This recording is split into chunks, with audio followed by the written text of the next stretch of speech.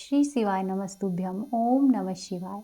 भोलेनाथ का आशीर्वाद आप सभी पर सदा सर्वदा बना रहे। आज मार्गशीर्ष माह की अमावस्या तिथि है और शनिवार के दिन जब अमावस्या तिथि आती है तो इसे शनि अमावस्या कहते हैं, जिसका कि धार्मिक दृष्टि से काफ़ी महत्व होता है। शनि अमावस्या के दिन शनिदेव की पूजा अर्चना करने से शुभ फलों की प्राप्ति होती है। शनिश्चरी अमावस्या की पौराणिक व्रत कथा के अनुसार सूर्यदेव की दो पत्नी थी, संज्ञा और छाया। संज्ञा भगवान विश्वकर्मा की पुत्री थी। जब इनका विवाह सूर्यदेव से हुआ तो वह सूर्यदेव के तेज को सहन नहीं कर पाई और एक दिन देवी संज्ञा अपनी प्रतिरूप छाया को ले आई और उसे अपनी जगह पर रहने के लिए कह दिया। छाया सूर्यदेव की पत्नी बनकर वहीं पर रहने लगी, क्योंकि वे रंग, रूप, गुण और आकार में बिल्कुल संज्ञा की ही हूबहू थी। दूसरी ओर संज्ञा खुद को धरती पर आकर अश्व रूप में आकर वहां पर रहने लग गई और वहां पर तपस्या करने लगी। सूर्यदेव के तेज को छाया भी सहन नहीं कर पा रही थी। एक दिन जब सूर्यदेव छाया के पास संतान प्राप्ति की इच्छा से आए तो उनके तेज को देखकर छाया का रंग काला पड़ गया और वह गर्भवती हो गई। छाया के पुत्र के रूप में भगवान शनिदेव का जन्म हुआ। जिस दिन शनिदेव का जन्म हुआ उस दिन शनिवार और अमावस्या तिथि थी, इसीलिए ही शनि अमावस्या का धार्मिक दृष्टि से विशेष महत्व है। शनिदेव को देखकर सूर्यदेव को क्रोध हो आया, क्योंकि उनका रंग श्याम था। सूर्यदेव ने संज्ञा से कहा कि यह मेरा पुत्र नहीं हो सकता। उसके बाद सूर्यदेव को यह भी पता चला कि उनकी पत्नी संज्ञा के स्थान पर काफी दिनों से छाया रह रही है। इसीलिए इस सत्य को जानकर सूर्यदेव छाया पर और अधिक क्रोधित हुए। साथ ही सूर्यदेव शनि और छाया को छोड़कर अपनी पहली पत्नी संज्ञा की तलाश में चले गए। शनिदेव जब बड़े हुए तो उन्होंने स्वयं को सूर्यदेव से भी अधिक प्रभावशाली और ताकतवर बनने का प्रण किया और भगवान शिव की कठोर तपस्या करने लगे। शिवजी ने शनिदेव की तपस्या से प्रसन्न होकर शनिदेव को सभी ग्रहों में न्यायाधीश और दंडाधिकारी का पद प्रदान किया। शिवजी ने भी यह वरदान दिया कि हे शनि, नवग्रहों में तुम्हारा विशेष स्थान होगा और तुम्हारा विशेष सम्मान होगा। तुम्हारे न्याय से तीनों लोकों में कोई भी नहीं बचेगा। तुम सभी जीवों के कर्मों को देखते हुए कर्मों के अनुसार ही न्याय करोगे। शिवजी से यह वरदान पाकर शनिदेव नवग्रहों में विराजित हो गए, साथ ही साथ पूजित भी हुए। शनि अमावस्या के दिन इस कथा का पाठ करना अत्यधिक ही शुभ फलदायी होता है, जो कि कर्मों से उच्च पद दिलाने की प्रेरणा देता है। अब आप सुनिए अमावस्या की अगली कथा। प्राचीन समय में धर्मवर नाम का एक ब्राह्मण था। वह ब्राह्मण बहुत ही धार्मिक प्रवृत्ति का था। ऋषि और मुनियों का वह बहुत आदर करता था। एक बार उस ब्राह्मण ने किसी महात्मा के मुख से भगवान विष्णु की महिमा के बारे में सुना। जब ब्राह्मण ने सुना तो उसे पता चला कि भगवान विष्णु के नाम को जपने से ज्यादा पुण्य किसी भी कार्य में नहीं है। धर्मवर ने इस बात को आत्मसात कर लिया और इस तरह से उसका मन सांसारिक जीवन से भी दूर हो गया। वह केवल श्रीहरि के चरणों में ही लीन रहता और भक्ति करता। इसी तरह से वह जगह जगह पर जाता, साधु संतों से मिलता और घूमता रहता। वह दिन भर श्रीहरि के नाम का जाप करता। एक दिन भ्रमण करते करते धर्मवर ब्राह्मण पितृलोक में पहुंच गया। वहां पर उस ब्राह्मण ने अपने पितरों को बहुत अधिक कष्ट में देखा। उन्हें कष्ट में देखकर उसका कारण पूछा तो पितरों ने उस ब्राह्मण को बताया कि हमारी हालत के जिम्मेदार तुम हो। तुम्हारे संन्यास लेने के कारण ही अब कोई भी हमारे पिंडदान करने वाला शेष नहीं है। धर्मवर्ण को इस बात के लिए बहुत अधिक दुख हुआ। तब उसके पितरों ने कहा कि तुम ऐसा करो, वापस जाकर गृहस्थ जीवन की शुरुआत करो, संतान उत्पन्न करो और वैशाख अमावस्या के दिन विधि विधान से पिंडदान करना। यदि तुम ऐसा करोगे तभी हमें सभी प्रकार के कष्टों से छुटकारा मिलेगा। पंडित धर्मवर्ण ने अपने पितरों को वचन दिया और वहां से वह वापस आ गया। इसके बाद धर्मवर्ण ने अपना सन्यासी जीवन छोड़ा और एक बार सांसारिक जीवन को फिर से अपना लिया। और जब फिर वैशाख अमावस्या आई तो उसने पूरे विधि विधान से अपने पितरों का पिंडदान किया, वह उनको मुक्ति दिलाई। इस प्रकार से धर्मवर्ण ने वैशाख अमावस्या के दिन अपने पितरों को मुक्ति दिलाई। एक बार प्रेम पूर्वक बोलिए श्री हरि विष्णु भगवान की जय। ओम नमः शिवाय। हर हर महादेव। आइए अब आप सुनिए अमावस्या की दूसरी कथा। एक बार की बात है, एक गांव में एक सास और बहू रहती थी। सास का बेटा विदेश में कमाने के लिए गया हुआ था। सास और उसकी बहू बहुत अच्छे से रहते थे। दोनों ही एक दूसरे की देखभाल किया करते। एक दिन बहू ने खाना नहीं खाया तो उसकी सास ने पूछा कि बहू, आज तुमने खाना क्यों नहीं खाया है? तब बहू ने कहा कि सासू माँ, आज मेरा अमावस्या का व्रत है, इसीलिए मैंने खाना नहीं खाया है। तब उसकी सासू माँ ने बोला कि बहू, ये व्रत क्या होता है और इसको करने से क्या फल मिलता है, मुझे भी यह सब समझाओ। तब बहू ने कहा कि माँ जी, अमावस्या का व्रत करने से बहुत पुण्य मिलता है।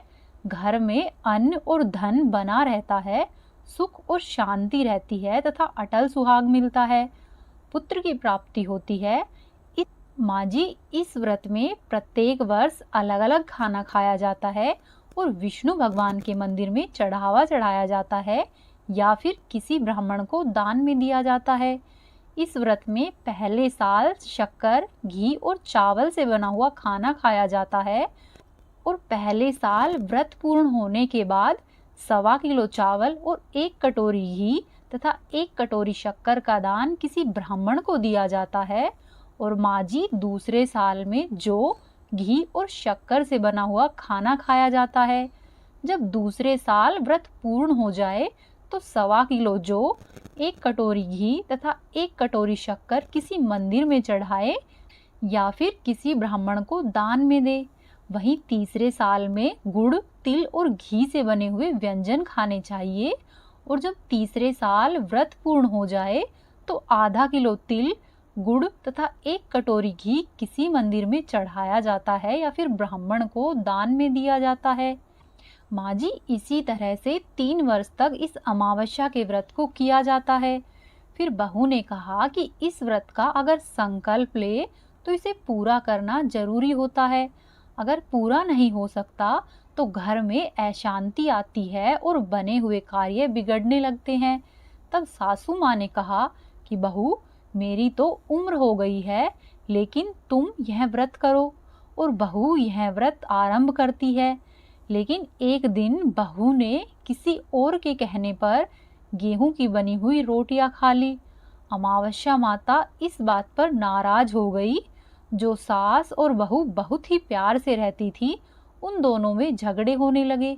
गांव के भी सभी लोग हैरान हो गए कि यह सब क्या हो रहा है। सास अपनी बहू से कहने लगी कि तुम जब से हमारे घर में आई हो, तब से हमारे घर की लक्ष्मी चली गई है। तुम हमारे घर के लिए शुभ नहीं हो। तब बहू ने कहा कि माँ जी, आपके घर की लक्ष्मी चली गई है तो मुझे बताओ, मैं लक्ष्मी को वापस लेकर आऊंगी। तब सासू माँ ने कहा कि लक्ष्मी तुमको समुद्र के बीच में भगवान विष्णु के पैर दबाते हुए मिलेगी। तब बहू ने इतना सुना और बहू यह कहकर चली कि माँ जी, अब जब तक मैं लक्ष्मी को लेकर नहीं आऊंगी, तब तक मैं इस घर में पैर नहीं रखूंगी। इतना कहकर बहू लक्ष्मी जी की खोज में निकल जाती है। जब बहू लक्ष्मी की खोज में निकलती है, तब वह रास्ते में चलती हुई जाती है तो रास्ते में सबसे पहले उसे एक गाय माता मिलती है। गाय माता बहू से पूछती है कि तुम कहाँ पर जा रही हो? तब बहू ने कहा कि हे गाय माता, मेरी सासू माँ मुझसे कहती है कि मेरे आने से उनके घर में अन्न और धन की कमी हो गई है और उनके घर की लक्ष्मी मेरे आते ही चली गई है। तो हे गाय माता, मैं घर की लक्ष्मी को वापस लाने जा रही हूँ। तब गाय माता ने कहा कि हे बेटी, अगर तुम जा रही हो तो भगवान से मेरे बारे में भी पूछ लेना। तब बहू बोलती है कि ठीक है गाय माता, बताओ मैं आपके बारे में भगवान से क्या पूछूं। तब गाय माता बोलती है कि मेरा जब भी बछड़ा होता है वह मर जाता है, वह जिंदा नहीं रहता। तुम भगवान से पूछ लेना कि मेरे साथ ऐसा क्यों हो रहा है, मैंने ऐसे कौन से कर्म किए हैं। तब बहू बोली कि ठीक है गाय माता, मैं आपके बारे में भगवान से जरूर पूछूंगी। यह कहकर बहू वहां से आगे बढ़ जाती है। जब बहू आगे जाती है तो उसे रास्ते में एक घोड़ी मिलती है जिसके गले में घंटी बंधी हुई होती है। घोड़ी ने कहा कि बेटी, तुम मेरे दुख का निवारण भी भगवान से पूछ लेना। तब बहू ने कहा कि जरूर पूछ लूंगी। ऐसा कहकर बहू आगे बढ़ती है और आगे जाते ही बहू को एक अंधा और बहरा बुजुर्ग मिलता है। वह भी बहू से अपनी समस्या भगवान से पूछने के लिए कहता है। तब बहू उसकी समस्या भी भगवान से पूछने का कहकर आगे बढ़ती है। आगे जाते ही बहू को एक बूढ़ी औरत मिलती है जो हाथ और पैर से अपाहिज होती है। वह भी बहू से अपनी समस्या भगवान से पूछने के लिए कहती है। तब बहू उसकी समस्या को भी भगवान से पूछने के लिए तैयार हो जाती है और फिर वह आगे बढ़ती है। आगे जाते ही बहू थक जाती है और एक आम के पेड़ के नीचे बैठ जाती है। तब आम का पेड़ खुश होकर बहू से पूछता है कि बेटी, तुम कहाँ से आई हो और कहाँ पर जा रही हो? तो बहू बताती है कि मैं माँ लक्ष्मी को लेने जा रही हूँ। तब पेड़ भी अपनी समस्या भगवान से पूछने के लिए कहता है कि मेरे पेड़ पर लगे हुए आम खट्टे ही होते हैं, इस बारे में भगवान से जरूर पूछना। तब बहू उसकी समस्या को लेकर आगे बढ़ जाती है। आगे जाते ही बहू को एक तलाई मिलती है।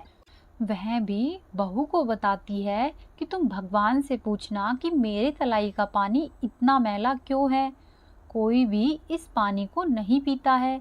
तब बहू कहती है कि ठीक है, मैं जरूर पूछ लूंगी और ऐसा कहकर वह आगे बढ़ जाती है। बहू बहुत दिनों तक जंगल में चलती रहती है। चलते चलते वह बहुत थक जाती है।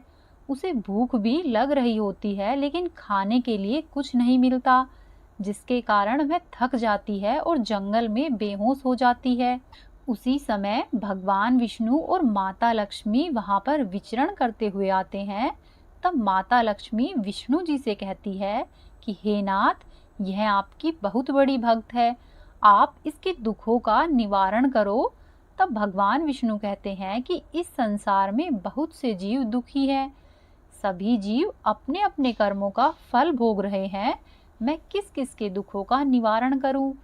तब माता लक्ष्मी भगवान विष्णु जी से विनती करती है और कहती है कि वह भूखी प्यासी है, अगर यहाँ पर इसे ऐसे ही छोड़ दिया तो जंगली जानवर इसे अपना शिकार बना देंगे। माता लक्ष्मी की यह बात सुनकर भगवान विष्णु एक साधु का वेश धारण करते हैं और बहू के पास जाते हैं और उसे होश में लाते हैं। बहू के होश में आते ही साधु वेशधारी भगवान जी उससे पूछते हैं कि तुम यहाँ पर क्यों आई हो और कहाँ पर जा रही हो? तब बहू उन्हें पूरी बात बताती है। उसकी बात सुनकर भगवान विष्णु और माता लक्ष्मी उसे साक्षात दर्शन देते हैं। उनके साथ अमावस्या माता भी प्रकट होती है। तब बहू उनके चरणों में गिरकर वंदना करती है। अमावस्या माता बहू को कहती है कि बेटी, तूने मेरे व्रत को खंडित किया है, इसी की तुमको सजा मिली है, लेकिन अब मैं तुम्हें माफ करती हूँ। तुम घर पर जाओ, तुम्हारा घर अन्न और धन से सदा ही संपन्न रहेगा। तुम्हारा घर भी सुंदर महल में बदल जाएगा और तुम्हारी सभी मनोकामना पूर्ण होगी। यह सब होने के पश्चात बहू रास्ते में जो जो भी मिला था उन सभी के दुखों का निवारण करने के लिए भगवान से विनती करती है। तब भगवान विष्णु बोलते हैं कि गाय ने कभी भी अपना दूध किसी को भी नहीं पिलाया, इस वजह से उसके बछड़े जिंदा नहीं रहते हैं। तुम उसका दूध पी लेना, उसके बाद से उसके बछड़े जिंदा रहने लगेंगे। और वह घोड़ी पिछले जन्म में आटा पीसने वाली महिला थी, वह किसी को भी आटा नहीं पीसने देती थी, इसीलिए ही उसके गले में चक्की के पाट बंधे हुए हैं। तुम उसके पाट खोल देना, जिससे कि वह बिल्कुल ठीक हो जाएगी। और वह बुजुर्ग कभी भी भगवान के मंदिर में नहीं गया था और ना ही उसने कभी भी भगवान के भजन सुने थे। तुम ऐसा करना, तुम उसको मंदिर लेकर जाना और दर्शन करवा देना, फिर वह पूर्णतः ठीक हो जाएगा। और वो जो बुजुर्ग महिला थी उसने कभी भी अपनी जवानी में दान पुण्य नहीं किया, इसीलिए ही उसको आज ये सजा मिली है। तुम ऐसा करना, उससे दान करवा देना तो उसकी विकलांगता दूर हो जाएगी। और उस आम के पेड़ ने कभी भी किसी भी बच्चे को आम नहीं खाने दिए, इसीलिए ही उसके सभी आम खट्टे होते हैं। तुम ऐसा करना, उस पेड़ का आम खा लेना, फिर उस पेड़ पर मीठे आम आएंगे। और जो तलाई है, तलाई का पानी पिछले जन्म में देवरानी और जेठानी थी, वह हमेशा ही झगड़ती रहती थी, इसीलिए ही उसका पानी मैला है। तुम ऐसा करना कि उस पानी को पी लेना, फिर वह तलाई शुद्ध हो जाएगी। ऐसा सुनकर बहू ने भगवान विष्णु, माता लक्ष्मी और अमावस्या माता को नमन किया और अपने घर पर जाने के लिए निकल ली।